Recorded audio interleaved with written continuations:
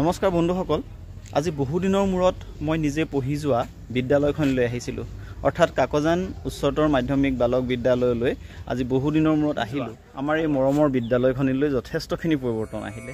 1933 চনতে প্ৰতিষ্ঠা হোৱা আমাৰ এই বিদ্যালয়খনে আৰু কেইবছৰমানৰ পিছতেই 100 বৰ্ষ গৰকিব। অসমৰ সাহিত্য সংস্কৃতি আৰু শিক্ষা জগতৰ বহুকেইজন পুৰোধা ব্যক্তি এইখন বিদ্যালয়ৰে প্ৰাক্তন ছাত্ৰ। এক দীঘলীয়া সময় জুৰি এই বিদ্যালয়খনে আমাৰ অঞ্চলটোৰ শিক্ষাৰ ক্ষেত্ৰত মহত্বপূৰ্ণ অৱদান আগবঢ়াই আহিছে।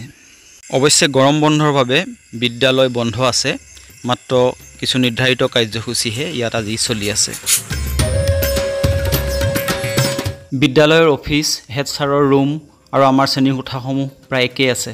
শ্ৰেণীকোঠাসমূহ দেখি মনটো অতীতলৈ উৰা মাৰিলে।